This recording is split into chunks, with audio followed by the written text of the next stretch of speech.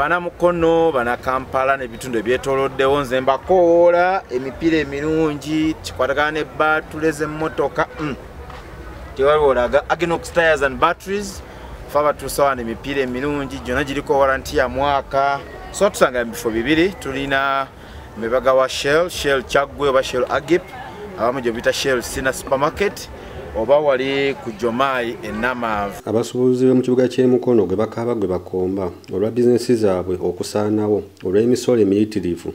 Bano bagamba bizinesi zaabwe n'ez'abannaabwe nnyingi zikudde nga tewali ngeri yonna gye bakwasizaako okusobola okuvuunuka obuzibu buno. Abasuubuzi baagala abakulembeze baabwe okuyingira mu nsonga eno babeeko kye bakola kubanga embeera weetuuse ebayinze. Sinzira ku mukulembeze w'abasuubuzi omu mu kibuga ky'e Mukono Yusufu Miya agamba singa abakulembeze tebavaayo kubadduukirira eri abo bekikwatako ku nsonga y'emisolo abasuubuzi bangi mu kibuga ky'e Mukono bagenda kuggalawo bizinesi zaabwe kubanga ennaku zino emisolo gye babasaba giyitiridde obungi. Miya agamba bizinesi ye ewezaamu miliyoni zinga 36 wabula kati revenue egamba emubanja obukadde 108 ye kyagamba kino kiyitiridde. Babajjukiza nti waliwo omusolo gwe balina okusasula balina ebbanja balina okusasula bye batasasulanga ng'era nange ndi victim nange kenyine ku message yange bamperezaako ku simu yange kuliko message nga bammanja obukadde 108 nina abasuubuzi abamu abantuukirirako nga vice chairman w'abasuubuzi nga waliwo omu wakwataliwo ate simusabye sijja kwatukiza linnya lye nakinaba kiteetagisa njalikuwa ye nga bamuweereza message nga bamubanja obuwumbi 3.5 ate nga bw'omutunuulira ebintu by'alina ne assets z'alina tezijja mwogwo omusolo. URA okusinziira ku message ekuweereza message nti oyinaayo ebbanja lya miliyoni 108 era tukuwadde ennaku kati nganze bava kumpeereza olwaleero luno tukuwadde ennaku 15 okusasula sente ezo okwavoidinga penalties. Ate nga bangi nnyo kati saawe no trend mu group zetwamu ez'abasuubuzi bw'ogenda okola nga oli akolaga messages kuliko bibiri kuliko bwebityo bangi so ensonga eyo mbadde nsaba tugiteeseekoko tugisimbeko kesira. Mu lukiiko luno abasuubuzi bagamba embeera ekalubye era singa tebabaawo kikolebwa bizinesi zaabwe balina kuziggalawo era abamu bagadde babannyonnyole naye ekigambo tini namba kiki kitegeeza.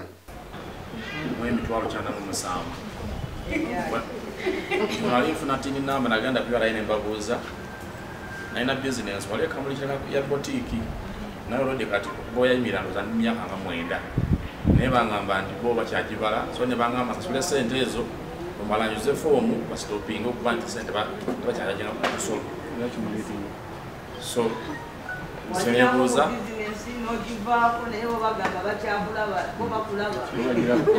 naye ate bampeereza no message bateekamu ekyatini namba ndi kubasinzira kyajinga omusolo so sibitegeera saba kututangazaamu omusonga eyo. Honorable kyemanyi nti omusuubuzi buli lwayaayaana omusuubuzi n'akaaba ekitundu kiba kidda mabega. Kyenja okusaba ompabulemu tini namba kyeki era tini namba egasaaki omuntu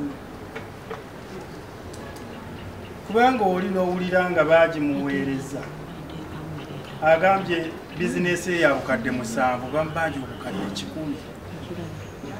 10 n'owulira oli nti yava mabega nga bizinesi yakola kusinga.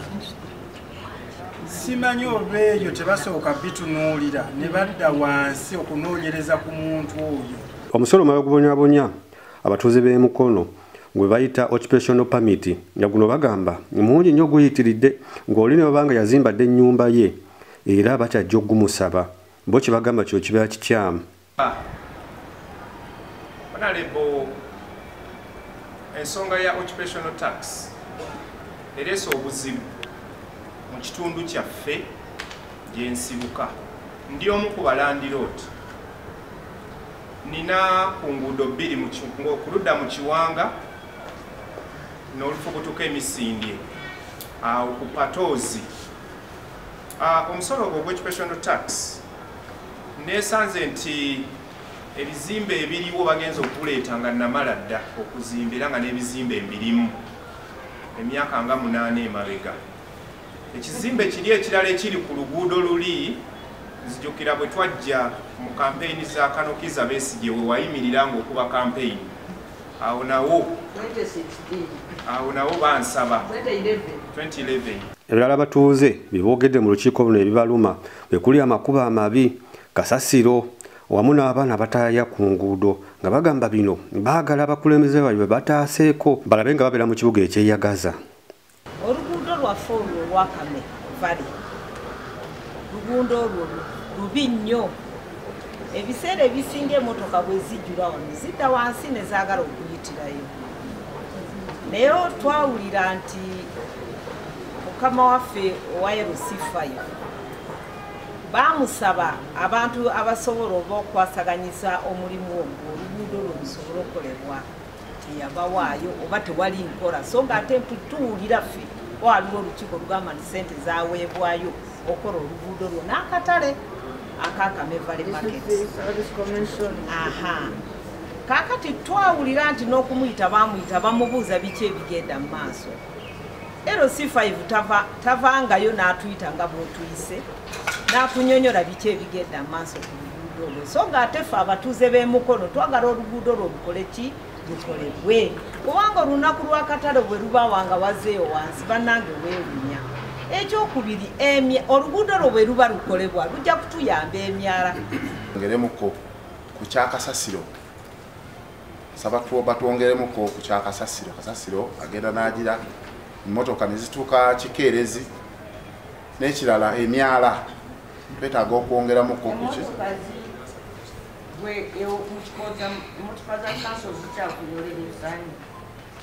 zimanyi okujja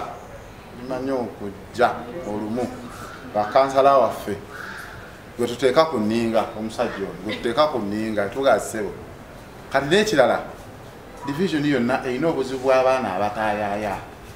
Baana bagamba okusoma kiki education is the key. Abaana bali homeless bangi nnyo tetumanyi bavaawa tetumanyi ani avunaanyizibwako abavunaanyizibwako. So tusaba ekintu ekyo nakyo kiyambibweko. Muno mubaddemu n'abamawulire era nga bamu le batumye omubaka Betty Nambooze Bakireke abadduukirire mu palamenti aboogereko okuba abakama be bangi nnyo ababakozesa tebabasasula nga bakolera emyezi mingi abamu ne malako n'omwaka nga twamukombeza wadde ku nnusu.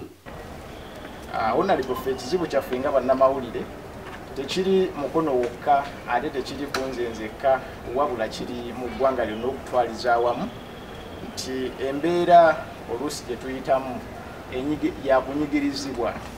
Ekisookera ddala media houses nnyingi nnyo eziri eyo ezikozesa abaana naye nga tezibasasula ate nga weesanga gavumenti ebajjako omusolo oba ezijjako omusolo media houses ezo. Kati n'olwekyo kitwetera bannamawulire okukolera mu mbeera etali nnungi era abamu bassa ekifaananyi ky'amawulire ng'agenda kugendeewo omuntu omu amuggyeko interview oluusi n'etalina mulamwa olw'okuba ayagala amuweeyo emitwalo 2 oba omutwalo ogumu ogw'okweyimirizaawo n'okuyimirizaawo famire ye. So n'olwekyo ekifaananyi ky'amawulire n'ogenda okwesanga nga kifudde nnyo olw'embeera eyo nga si ffe oluusi abaagala okukitta wabula embeera gye tuyitamu nga yeereetera bannamawulire okutta ekifaananyi kyabwe. N'olwekyo nze nali nkusabanga munnamawulire munnaffe era omubaka atukiikirira okubeera nti otuusaayo okwo eddoboozi lyaffe ey'abannamawulire wonna mu ggwanga si ffe ffekka ab'Emukono abawo b'okiikirira. Tulina bannamawulire bangi abatuvuddemu ne bagenda mu palamenti naye oba oliawo nabo batulyazaamaanyiza. So n'olwekyo essuubi katuliteeke mu ggwe obeere nga otwogerera ku nsonga eyo. Iyo omubaka w'ekibuga ky'e Mukono Betty Nambooze Bakireke atabukire tawuni kiraaka n'agamba muno tayagala kuddamu kulaba muntu yenna ng'asoza omusolo gwa occupational permit okusinza tutandikirako ebbaluwa gyamuwandikidde ng'alaga muno omusolo guno aguyimiriza paka balifuna olukiiko wamu n'abatuuze b'ekibuga ky'e Mukono okwaba nga bateesa ku musolo guno. Tewaliwo omuntu yenna addayo mu bantu baffe kusolozaayo muki musolo ogwo agambye tuusa olukiiko lwe lulikola ki mu wiikisi mmeka siriiwo nange siriiwo bwe ndifuna obudde ndimukola ki ndimubuulira naye tukkiriziganyiza nti omusolo guyimirire paka we tulituula mu luki nange siriiwo.